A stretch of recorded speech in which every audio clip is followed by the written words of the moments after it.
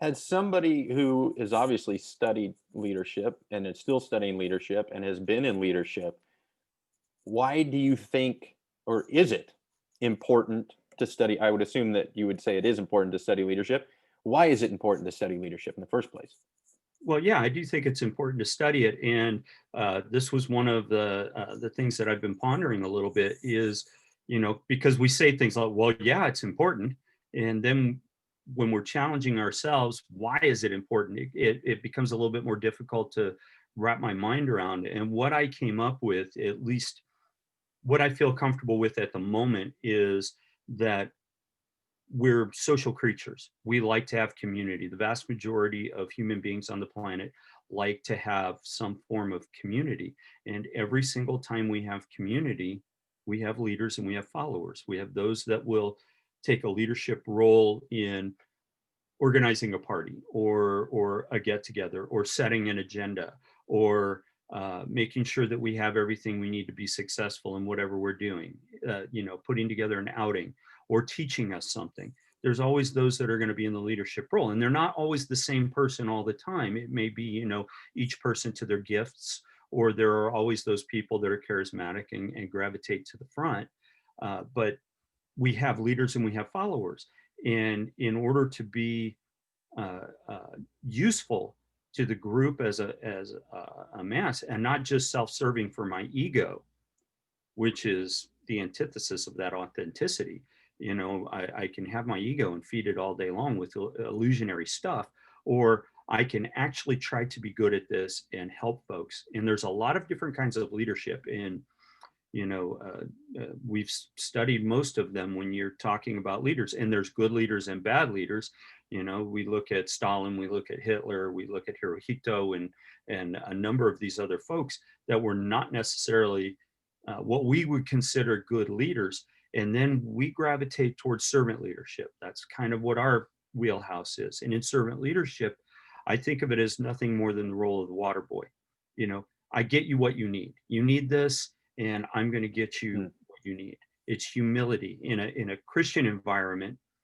It would be Christ at the Last Supper, washing the feet of all of those others. That was the most servant position you could be in, and he's putting every one of those people before him. So if a Christian ever needed an example of a servant leader, they would look at Christ as a servant leader, putting everybody before them, and not just in the ability to make that immediate sacrifice. So 9/11, all the firefighters, police officers, first responders running into the building in that moment of servanthood and sacrificing a great deal in that moment, or soldiers in battle for each other in situations like that.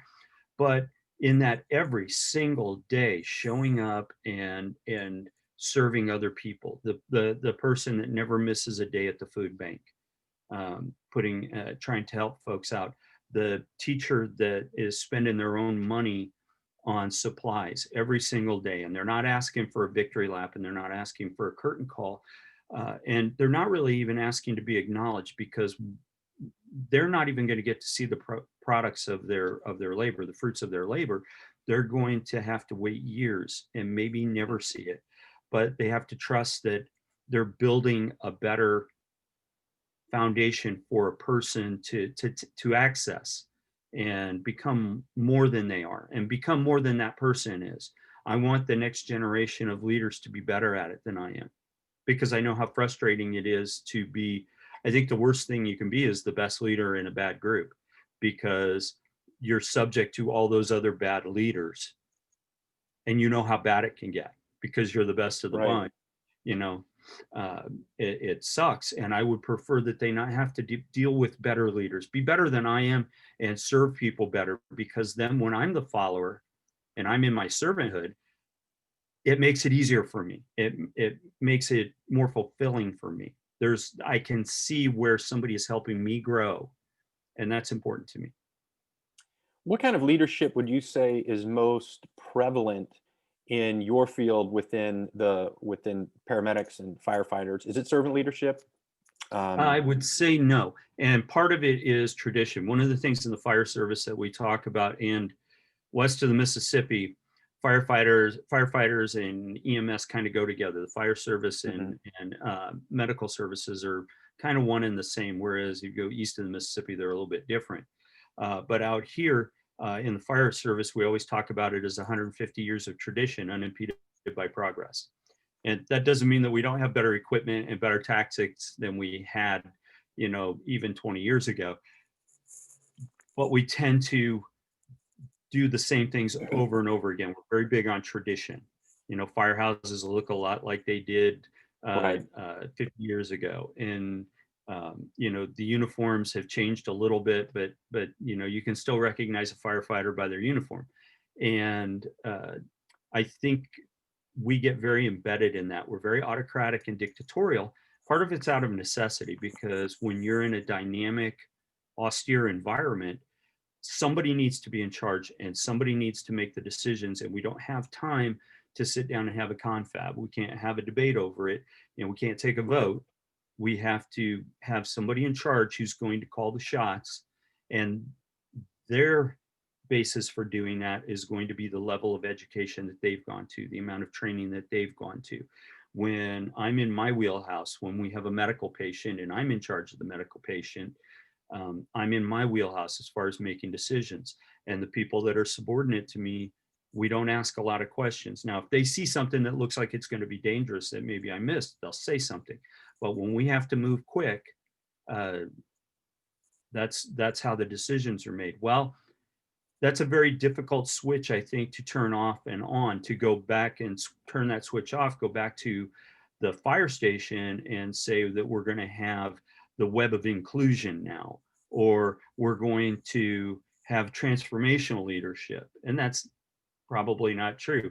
The captain's going to get to choose their recliner and they're going to hold the remote, you know. And if you have a chief eating dinner with you, he might tell you he doesn't like this, so you're not going to have that for dinner, and things like that. It's you're still going to have a rollover of that autocratic, dictatorial, hierarchical environment. Not quite theory X, but very theory X. Hmm. How do you think, what's the best way to teach leadership, or what are the styles that you use in teaching someone about leadership, whether it's in the fire department or whether it's in your course? The best leaders that I've ever learned from were those that taught by example. They're the ones that you recognize these traits in. It wasn't do as I say, not as I do. Or when it's one of those situations, like I'll be upfront right now. My belief is that everybody in this world is broken in some fashion. I'm broken, and I am a work in progress, as we all are. Therefore, I'm going to make mistakes in front of you. If I spend enough time in front of you, I'm going to make mistakes in front of you.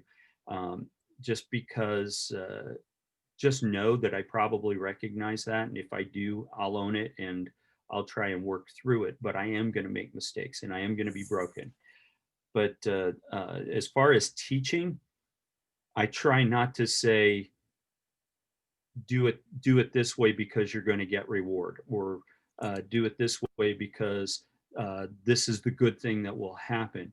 I have no guarantees for you in any aspect of leadership that when you're done, that you will produce a better product in any way, shape, or form. Organizations that gravitate towards servant leadership because they've seen other servant leadership organizations increase their profitability by 20%. I can't tell you that's going to happen. And I can't tell you that your business is even going to be successful. All I can tell you is that your decision making will be coming from a good place. It will be coming from somewhere that you can feel good about, even if things aren't being successful. There's so many other factors that go into good business or good society that we can't be guaranteed of having success. That's an end justifies the means things. And to me, that's on the opposite end of the spectrum from principle. And principle is where we want to be with servant leadership and all types of leadership. We don't do it for what we get. We do it for what we might potentially grow. And then there's the idea that Socrates would talk about, I can't change anybody's mind. I can only make them think. And I won't even go that far. I don't know that I can make somebody on autopilot think. When I watch two conservatives and liberals shouting at each other with, crazy looks in their eye. I don't believe that either one of them are making the other group think. I don't believe that that's happening. They are so embedded in their way of doing things that that's just never going to happen. And I can't guarantee that your students won't be that way.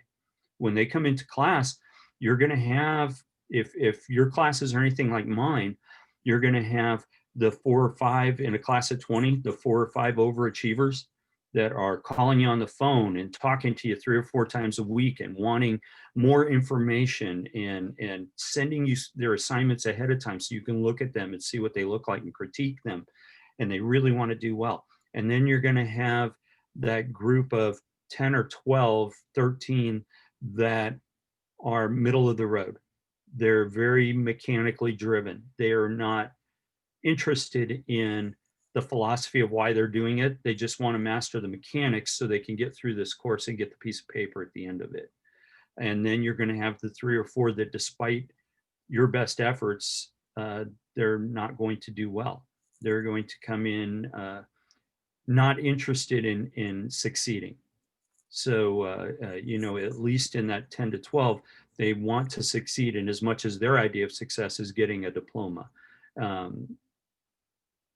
The 4 or 5 are really interested in expanding their understanding. And then you've got those few at the end that are, I don't know how it is where you teach, but where I teach, you have to make a concerted effort to fail a class.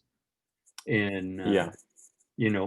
if I get exactly what the syllabus asks for, regardless of how good or bad it is, if it's what it asks for, I almost have to pass the student. You have to not show up. You have to not do participation. You have to not turn in your assignments or not turn them in on time. You have to do them in the wrong format. I've gotten students that send me Excel documents when I need Word documents. And it's like, well, you're kind of missing a big thing there, but they have to make an effort. And I will tell you, you can work your tail off for those people, and they're probably not going to come around, but there's always that possibility you might do something that does bring them around. You can always work with those 4 or 5 to really expand their understanding and set them up for the next level they're going to. You've got the 10 to 12 that opportunity might present itself for you to get outside of the mechanics of what you're teaching and actually start talking about some philosophy and pushing a button with them. I don't know what happened with me, but I always was the high IQ, but very mechanics driven person until I got into my 30s. And then some weird thing happened, and all of a sudden I enjoyed learning. And the teachers that I had in grade school and high school will likely never know that.